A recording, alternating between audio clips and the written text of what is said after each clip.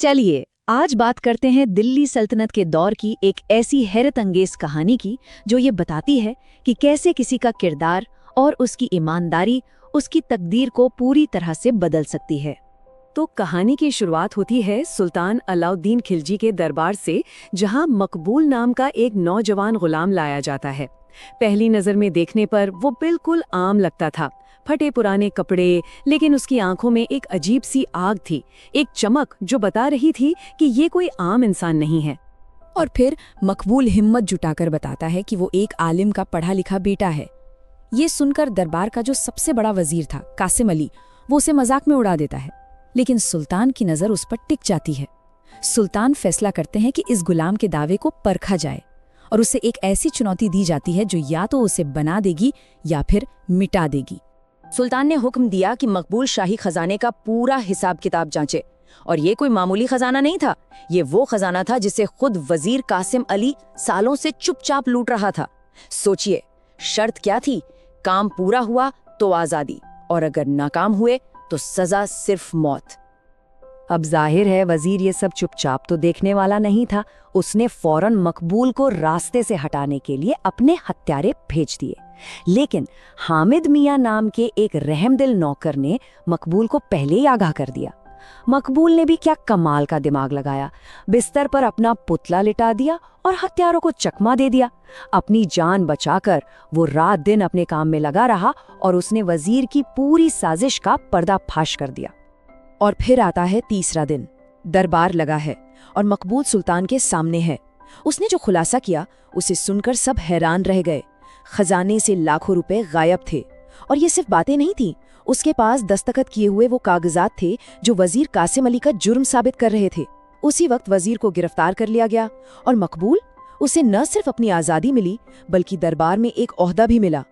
लेकिन कहानी यहाँ खत्म नहीं होती, बल्कि यहाँ से तो एक बिल्कुल नया मोड़ लेती है। सुल्तान मकबूल की फारसी और अरबी की जानकारी से इतने खुश हुए कि उन्होंने मकबूल को अपनी इकलौती बेटी शहजादी जरीना के कुतुबखाने यानी लाइब्रेरी का इंचार्ज बना दिया। दरबार की साजिशों और शोर शराबे से दूर उस कुतुबखाने की खामोशी में मकबूल और शहजादी जरीना के बीच एक बहुत ही गहरा रिश्ता पनपने लगा। वो शायरी, फलसफे और ज्ञान की बातें करते और एक दूसरे को समझने लगे। और फिर वो पल आया जिसने सब कुछ बदल दिया। मकबूल शहजादी जरीना के लिए फारसी शायरी की एक लाइन का मतलब समझा रहा था, और बस उसी एक पल में एक ऐसी मोहब्बत ने जन्म लिया जिसे दुनिया की नज़र में इजाज़त नहीं थी। लेकिन जैसा कि ऐसी कहानियों में अक्सर होता है, जहां तरक्की होती है वहां दुश्मन भी पैदा हो जाते हैं। मकबूल की इस कामयाबी से दरबार के 3 लोग, जहांगीर, इकबाल खान और शाहनवाज, जलने लगे और उन्होंने उसे बर्बाद करने के लिए साजिशें रचना शुरू कर दिया।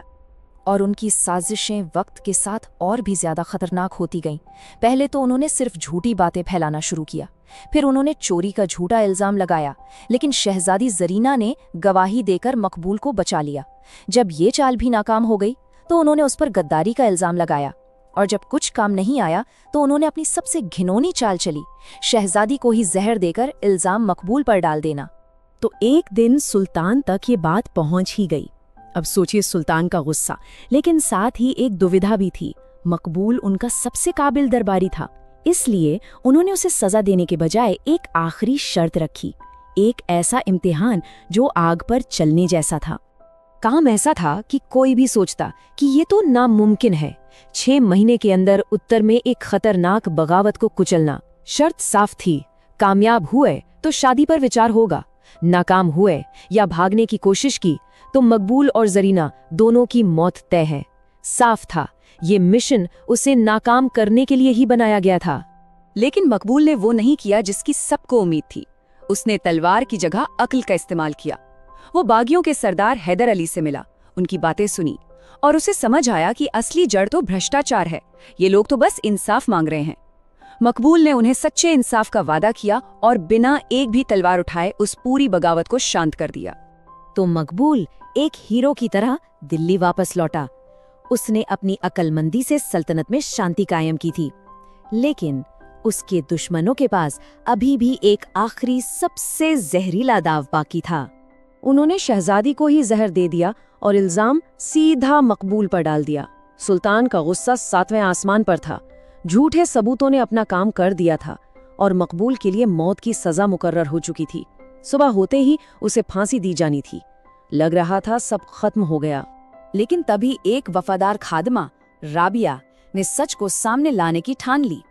उसने उस नौकरानी को ढूंढ निकाला जिसे जहर देने के लिए पैसे दिए गए थे, उससे सच उगलवाया और आधी रात को सुल्तान के सामने सारा कच्चा चिट्ठा खोल दिया, ठीक मकबूल की फांसी से कुछ ही पल पहले।